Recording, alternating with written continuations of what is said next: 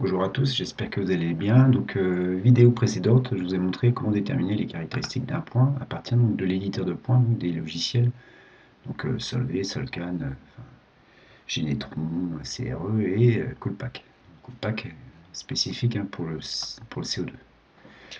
Donc du coup, voilà, on a vu comment faire. Il y a un point qu'on n'a pas abordé, c'est le point de refoulement. Donc pour déterminer les caractéristiques du point de refoulement, j'ai besoin de connaître sa pression et sa température. Donc ici, quand on ouvre Coolpack, donc ici, on a l'éditeur de points. Voilà, et on va chercher notre CO2. Voilà, donc ça, maintenant vous savez faire. Hein. Donc on va rentrer notre pression, notre température. Et puis vous avez aussi, donc là, deuxième, ici, le choix donc, de votre cycle. Donc là, ici, on est en cycle critique. Donc là, notre problème, hein, si on revient dessus, on est bien en cycle transcritique. Donc il faut aller chercher le cycle CO2 transcritique. Voilà. Voilà. OK. Et donc, ici, par défaut, vous arrivez sur une page, il faut aller ouvrir les spécifications de votre cycle.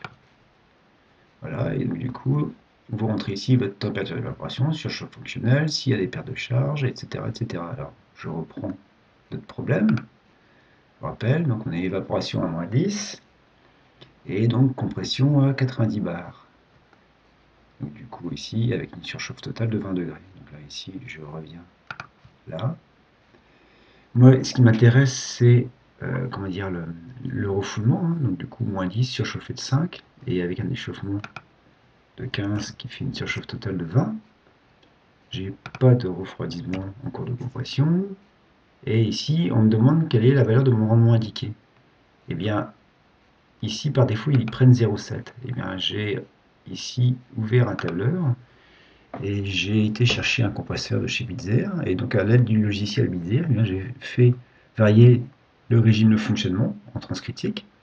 Et qu'est-ce que je remarque? Je remarque que le rendement indiqué, il est toujours proche hein, de 0,7. Et si je demande arrondi au dixième, ça fait 0,7 à chaque fois.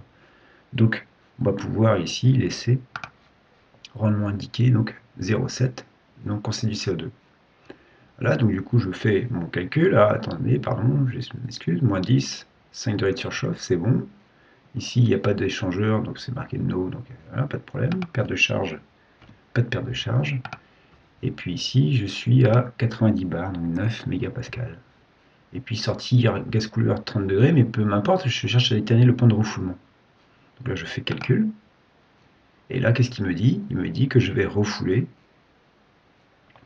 à 90 bars et la température de refoulement sera de 127,7 degrés. Donc ça y est, j'ai la caractéristique de mon point de refoulement.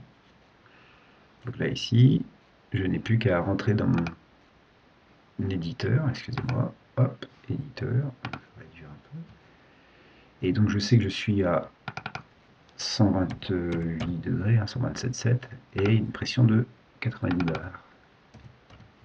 Et donc là, 90 bars, 128 degrés, je suis au gaz, et donc du coup ici, j'ai plus qu'à faire l'enthalpie. Et mon enthalpie sera de 549 kJ. Donc j'ai plus qu'à ici, hop, pardon, ici, dire que je suis à 549 kJ. Je suis à 90 bars et j'ai dit 128 degrés. Voilà. Ça y est, j'ai rempli mon point. Je sais déterminer mon point de refoulement réel. Alors, vous avez vu tous en cours, hein, refoulement théorique et refoulement réel. Donc, refoulement théorique, ça veut dire que le rendement isotropique est de 1. Si vous mettez un rendement isotropique de 1, si vous faites calcul, vous voyez que vous refoulez à 108 degrés. Et du fait du rendement indiqué qui est plutôt de 0,7, eh bien, je reprends, vous allez refouler à 128 degrés.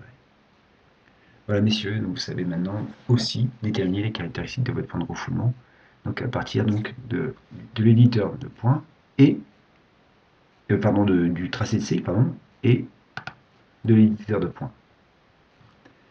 Bonne journée.